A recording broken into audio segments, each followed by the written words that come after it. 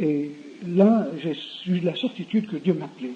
Et c'est curieux, mais immédiatement après, j'ai reçu des appels missionnaires, 8 appels missionnaires dans 7 pays du monde différents. C'était bizarre, ça. Jamais de ma vie, une chose pareille n'était arrivée. Et je savais donc que Dieu me prenait au mot, que Dieu contresignait ma signature, mais je ne savais toujours pas où aller. Toutes ces portes qui s'ouvraient, ça me rendait confus. Et il a fallu de toute façon que je finisse mon contrat au Portugal, et Dieu ne m'a pas montré avant 1 an, ou presque 2, exactement où il voulait m'envoyer. En attendant, nous avons fait des expériences. Ma femme et moi, nous avions beaucoup de difficultés matérielles, parce que mon patron m'avait triché, en quelque sorte, et nous avions toujours des problèmes d'argent à la maison, ça créait des tensions dans la famille. Et finalement, pendant les vacances de Noël, après ces grandes vacances d'été, à un moment donné, la tension était si grande que je suis parti dans la forêt pendant 3 jours, 3 nuits, seul. Je crois que j'ai mangé 2 bananes. À part ça, je ne me suis pas intéressé à la nourriture et j'ai cherché vraiment la face de Dieu. Et Dieu m'a dit, tu ne me donnes pas assez d'argent. Alors je suis revenu trouver ma femme et j'ai dit, Dieu m'a dit que nous devrions lui donner 2 fois plus. Je vois que je triche. Si on calcule tout ce qu'on reçoit, de toutes sortes de manières, on devrait donner à Dieu 2 fois plus pour faire la dîme. Et à mon étonnement, ma femme a été d'accord. Et j'avais calculé que je devais à Dieu l'équivalent de 50 francs à cette époque-là, en argent portugais. C'était beaucoup à l'époque. Mais c'était tout ce qu'on avait au monde. Et j'ai dit, est-ce que tu es d'accord qu'on donne cet argent à Dieu? Et nous l'avons donné à un missionnaire que nous connaissions. Elle était d'accord. Miracle numéro 2. Et en attendant, il fallait compter 10 jours ou 15 jours avant que je ne reçoive mes appointements. Et on ne savait pas de quoi on allait vivre. D'ailleurs, on avait un petit garçon. Alors Dieu a fait des choses remarquables. Il nous a appris pour la première fois à vivre par la foi. Moi, je suis tombé malade d'oreillons, donc je ne pouvais pas manger pendant une bonne semaine. Et ça a fait pas mal de problèmes. Et puis, miracle, sur 2 miracles, Dieu a envoyé des petits Portugais, des ouvriers, auxquels on avait prêté quelquefois un peu d'argent, ou qui nous devaient des bricoles d'argent. Au cours de cette semaine, plusieurs sont revenus pour nous payer ce qu'ils nous devaient. Ça, c'était un miracle inimaginable au Portugal. De toute façen, nous en sommes sortis très bien. Et puis moi, en attendant, je m'ennuyais au lit, et Dieu m'a dit, mais qu'est-ce que tu peux faire de mieux que de commencer l'étude du grec? Et j'avais une petite grammaire grecque, et j'ai commencé. Et après être rétabli dans mes oreillons, j'ai continué. Et pendant tout un mois, j'ai couvert toute la grammaire grecque de base, et j'ai pu même traduire la première épître de Jean. Ben, ça m'a encouragé. Après ça, j'ai continué. Alors, les oreillons et cette expérience, vous voyez, ont été quand même un point marquant dans notre vie. Et nous avons compris que Dieu était fidèle. À la fin de cette période, le directeur de l'école, ou plutôt le directeur du directeur de l'école, puisqu'il y avait un comité qui gérait les affaires de l'école, m'a dit, écoutez, nous comprenons que vous avez des difficultés, dites-nous ce qu'il nous faut. Alors j'ai fait 2 calculs. J'ai dit le minimum absolu pour nous empêcher de crever de faim, c'est ça, ce chiffre. Mais normalement, nous aurions besoin de ça. Et je lui ai donné un 2e chiffre, bien plus élevé, n'est-ce pas? Et à mon étonnement, ils m'ont donné le 2e chiffre. Et pendant la dernière année que j'étais au Portugal, on était bien. On s'est acheté des complets, des robes. Nous avons trouvé que Dieu était fidèle. Et après cela, nous sommes rentrés en Angleterre pour voir nos parents, nos mamans, etc., avant de partir en mission, mais sans savoir où nous allions. Et en Angleterre, quelle expérience! C'est là que Dieu m'a ouvert les yeux sur l'Église. L'Église que je croyais tellement parfaite et merveilleuse, l'Église que j'avais exaltée quand j'étais dans les pays musulmans pendant la guerre, et à l'armée où tout le monde blasphème contre Dieu.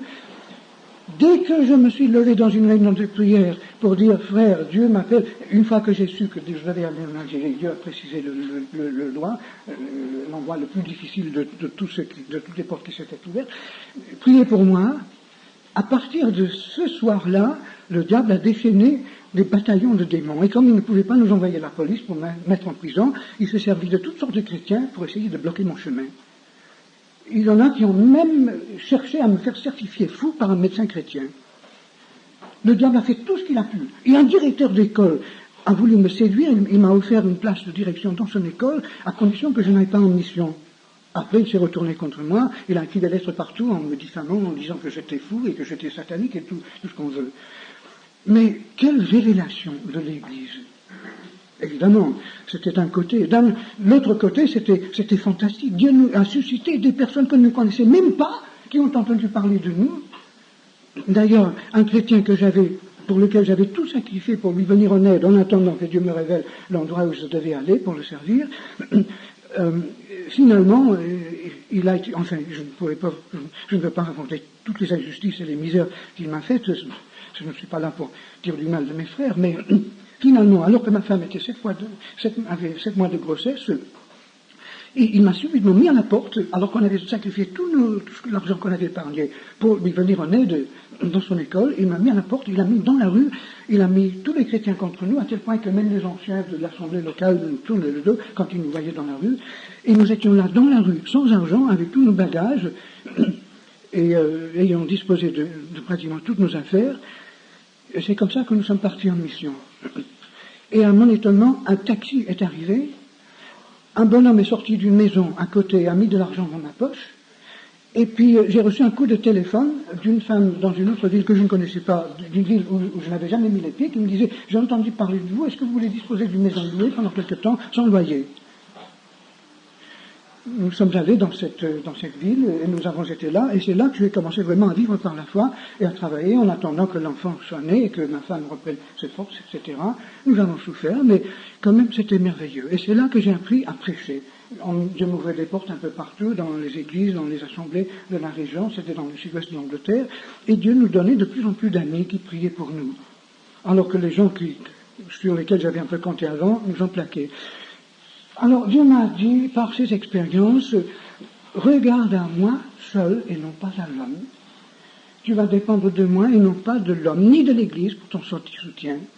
Et tu vas partir comme Paul, comme Élie, comme Moïse, dans une dépendance totale de moi. Dieu m'a dit, tu ne peux pas aller en Algérie prêcher aux musulmans et leur dire de croire en Christ et de faire partie de l'Église en leur apportant à côté de Christ une autre étiquette. Il faut aussi être baptiste ou réformé ou anglican ou frère ou pentecôtiste. Dieu m'a dit non, tu leur offres Christ seul. Et pour cela, il faut que tu serves le Christ seul et que ce soit le Christ seul qui te paye. Et à mon étonnement, ma femme m'a suivi. Non sans difficulté, parce que 2 nuits avant de partir de Londres finalement en Algérie, ma femme subitement s'est révoltée, elle a dit je ne vais pas avec toi.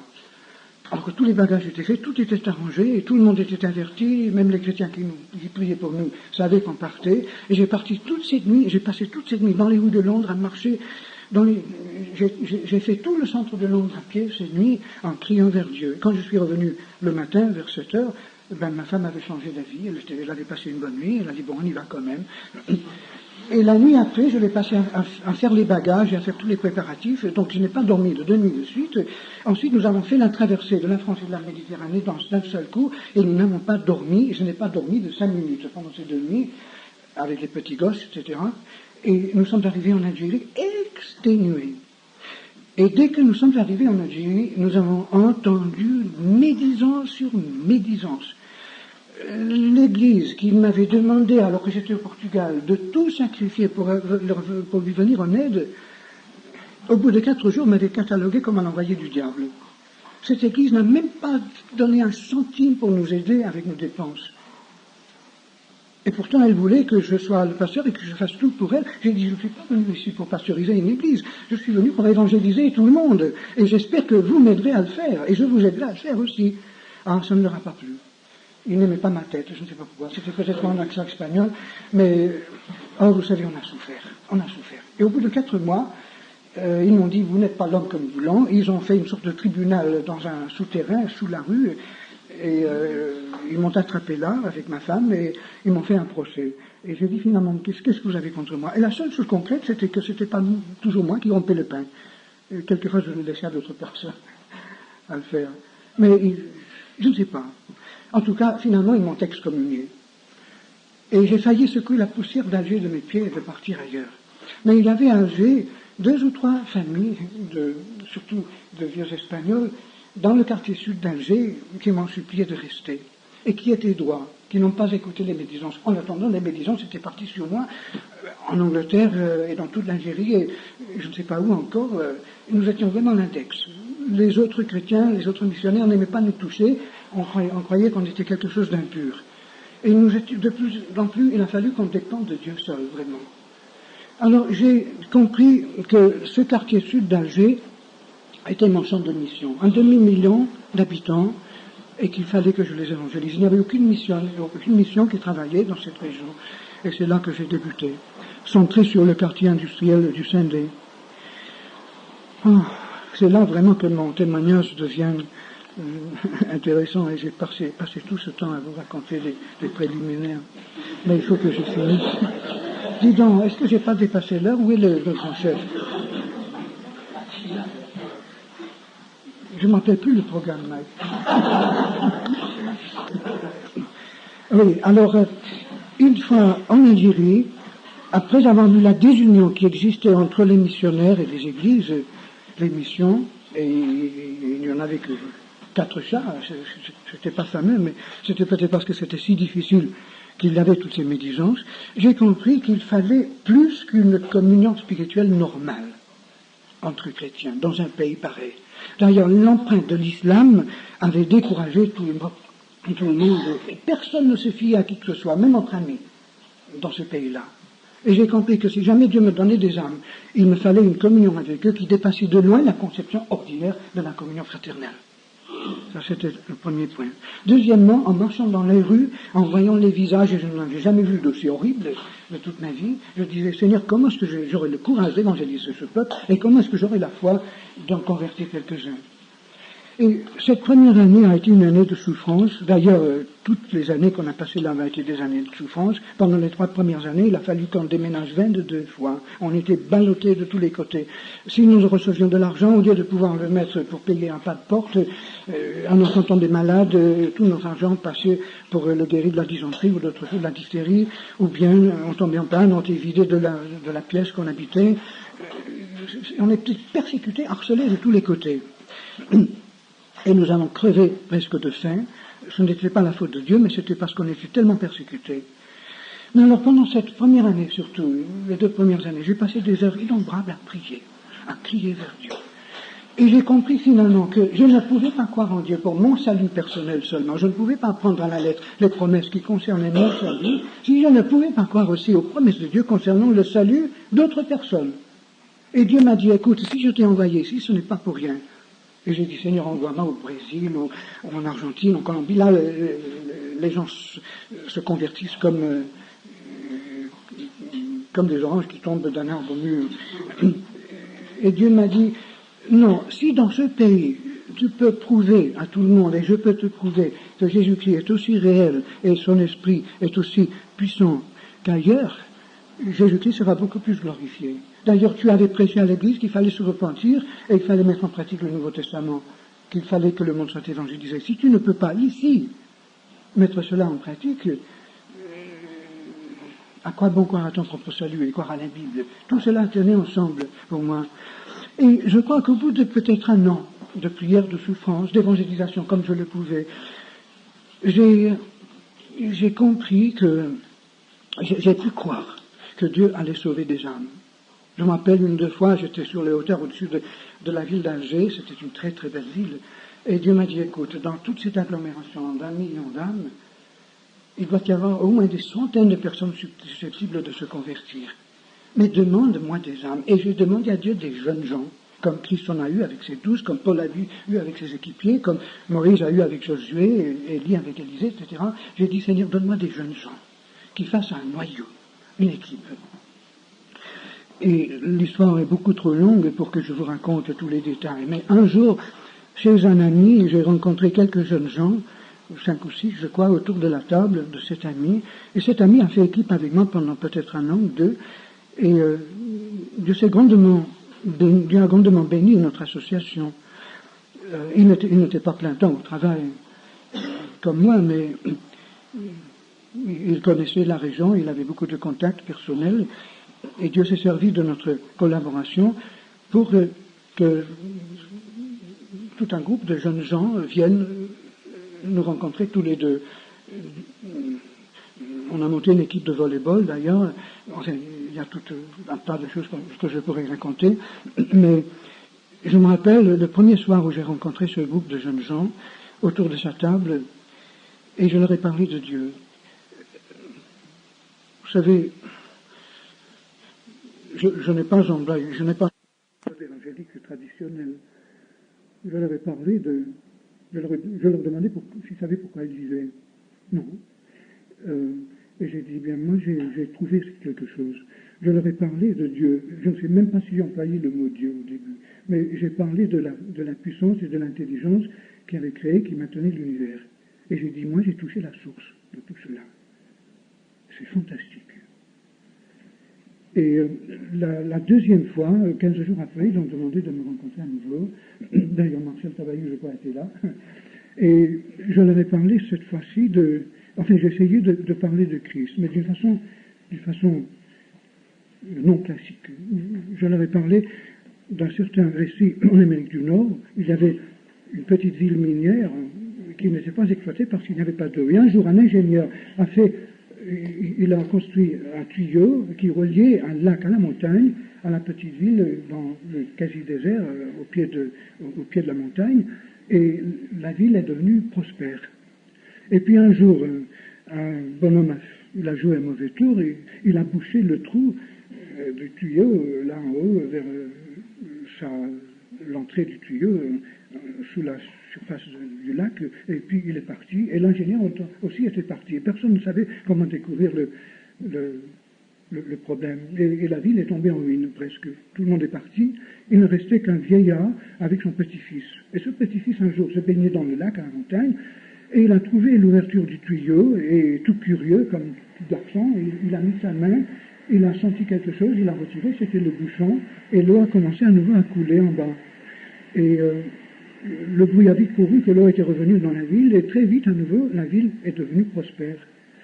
Et je leur ai dit, bon, alors, moi je sais qu'il y a un réservoir d'énergie, de puissance, de force, de sagesse, d'intelligence extraordinaire. Et il y a 2000 ans, un homme, un ingénieur, il a fait un tuyau, il s'appelait Jésus-Christ. Et la ville de ce monde est devenue prospère. Mais un mauvais plaisanteur est venu boucher ce tuyau, il s'appelle Satan. Enfin, je n'étais pas aussi simpliste que ça, mais je vous donne un peu la base de mon argument. Il a bouché le trou. Et si on veut que l'eau revienne, et que si par exemple chacun de vous désire être vraiment touché, vous voulez avoir accès à ce réservoir infini de puissance, eh bien il faudrait que ce soit débouché. Et c'est à vous, à chacun de vous, de déboucher ce tuyau. Vous pouvez le faire par un acte de volonté, en disant à Dieu, oui, vas-y. En tout cas, nous avons parlé aussi de beaucoup d'autres choses. Et je me rappelle ce soir, à la fin, j'ai dit, écoutez, on va mettre le contact, mais il vaut mieux baisser la tête parce qu'on ne sait pas ce qui va arriver. Je crois que j'avais toute la force. En tout cas, j'ai prié très simplement et j'ai dit à Dieu, je veux que tu rencontres tous mes jeunes amis ici, même dans la rue en allant chez eux. Et ils sont partis. Et le frère de Marcel, André Tabayou, il m'a dit longtemps après, des mois après, que Dieu l'avait rencontré dans la rue, alors qu'il rentrait chez lui. Et cette nuit, il a passé blanche, jusqu'à ce que son âme devienne la propriété de Dieu avant le matin. Il ne connaissait pas beaucoup de théologie, mais il a quand même cru en Christ cette nuit-là, avec le peu de connaissances qu'il avait.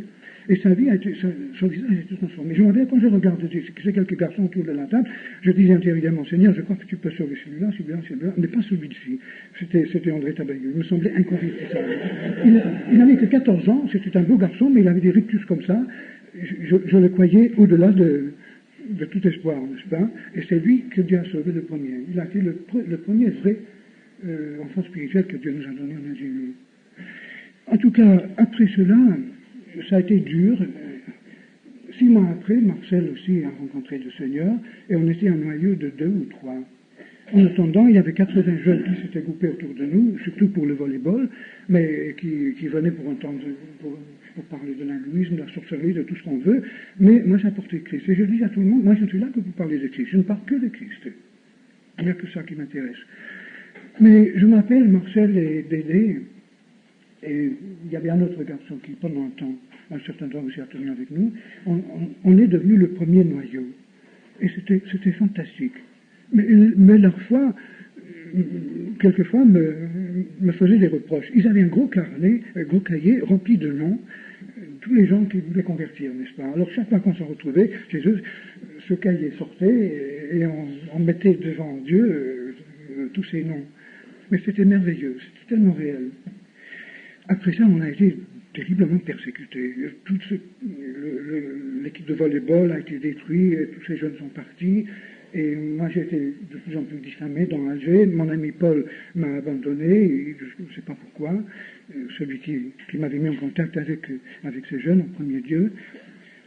Et je m'appelle, une nuit, alors que je montais vers notre petite maison sur les hauteurs, j'étais absolument crevé et j'étais découragé. Et au lieu de me coucher, Dieu m'a dit,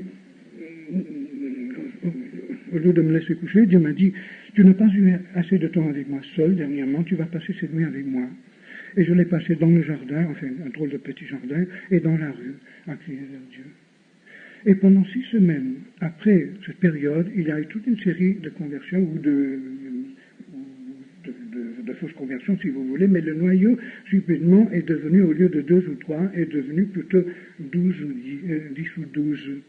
Et c'est en ce moment-là que Gérald Sanchez a été converti. Ça a été miraculeux. Il a rencontré Dédé dans un champ à un moment donné. C'était un acte de Dieu. Et en tout cas, le noyau a grandi. Ensuite, on a été de nouveau persécutés. On disait même des choses méchantes sur nous à la radio d'Alger. Et il y avait dans les couvents aussi toutes les bonnes sœurs qui priaient contre nous. Enfin, on était un peu à l'index.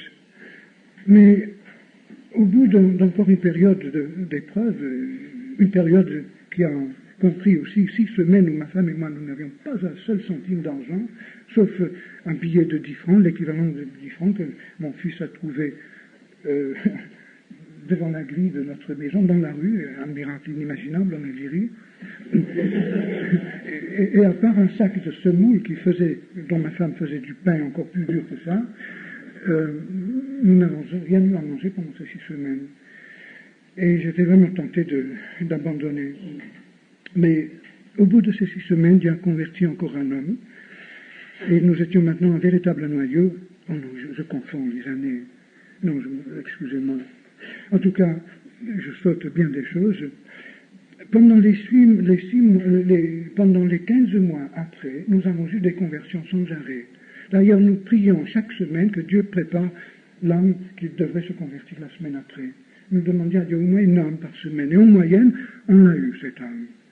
Et finalement, au bout de ce temps-là, donc au bout de 3 ou 4 ans de vie en Algérie, ma femme et moi, nous supplions Dieu d'arrêter les conversions et tous les gens qui venaient pour essayer de trouver Dieu, de parler de Christ, parce qu'on n'en pouvait plus. On était vraiment à bout de force.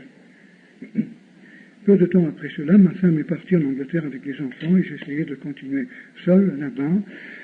J'espère peut-être ce soir, j'avais espéré tout dire ce matin, vous dire un peu comment l'œuvre, les caractéristiques de l'œuvre que Dieu a faite pendant la période où nous avons vraiment connu la bénédiction. Je ne parle pas de méthode, parce que je crois qu'il ne s'agissait vraiment pas de méthode, il s'agissait essentiellement de la connaissance de Christ et de la communication de cette connaissance de Christ. Mais il faut que je finisse maintenant, puisque le temps s'est écoulé. Oui, pratiquement toutes les choses que je voulais dire, je ne les ai pas dites. Mais je pense qu'il faudra que je prenne sur les 4 études qui suivent pour vous raconter encore certaines choses. La simplicité, la spontanéité surtout de l'œuvre que Dieu a faite. Évidemment, c'était petit, c'était mesquin, mais ça n'a pas duré très très longtemps. C'était vraiment... Nous avons vu Dieu à l'œuvre vraiment pendant à peu près 3 ans, 4 ans. Mais pendant ces quelques années, nous avons vu quand même toute une œuvre. D'ailleurs, c'était finalement l'œuvre, je crois, la plus puissante dans toute l'Algérie au bout de ce temps-là. Nous avons vu vraiment Dieu tenir sa parole. Je crois que si ma femme avait pu tenir plus longtemps, si nous n'avions pas eu des problèmes pour l'éducation des enfants, et avec nos parents en Angleterre, et si surtout la guerre algérienne n'avait pas éclaté, je crois que nous aurions vu des bénédictions, peut-être 50 fois autant de bénédictions. Mais je crois que ce qui manquait surtout, c'était les prières des églises en Europe, en Amérique, par derrière. Il y avait des chrétiens qui priaient pour nous. Sans cela, on n'aurait pas tenu et on n'aurait pas vu un seul fruit. Mais le problème, c'est que l'Église de Christ, en général, n'a jamais compris l'urgence et l'importance de l'œuvre de Dieu dans les pays musulmans. Et l'Église de Christ, dans l'ensemble, a raté une occasion, la meilleure occasion, depuis la fondation de l'islam jusqu'à nos jours. Parce qu'il y avait en Afrique du Nord 1 million de pieds noirs qui étaient indigènes, qui connaissaient les Arabes, qui vivaient côte à côte avec les Arabes, qui étaient aussi indigènes que les Arabes et que les Kabyles, les Berbères, etc., mais qui étaient plus accessibles, non pas beaucoup plus, mais plus accessibles à l'Évangile que les musulmans. Et finalement, ce qui a converti les musulmans, les quelques musulmans qu'on a vu se convertir, c'était la présence de Christ dans ce noyau de jeunes chrétiens. C'est ça qui les a convertis. Maintenant, toute cette population indigène et pieds noirs n'y est plus. L'Église dans le monde n'a pas compris la nécessité. C'est encore une des défaites de l'Église de cette dernière génération. L'Église n'a pas été consciente ni de ses privilèges, ni de ses occasions, ni de ses responsabilités. En tout cas, j'arrête parce que sinon on n'aura pas le temps pour le café. Seigneur, pardonne-moi si j'ai perdu le temps de mes frères avec un tas de choses qui ne sont peut-être pas dans notre sujet. Oh Seigneur, je vois que je suis vraiment incapable, mais nous te demandons que malgré tout cela, tu te serves de cet effort pour nous aider, au moins pour nous unir tous et pour nous consolider dans notre communion avec toi. Seigneur, nous te remettons maintenant ce moment de détente, ainsi que la période de prière après. Nous te remettons aussi le reste de cette journée. Et nous te demandons que ce temps passé ensemble soit infiniment profitable. Seigneur, sois avec nous. Que la présence de Jésus-Christ soit vraiment manifeste au milieu de nous et dans tous nos contacts. Au nom du Seigneur.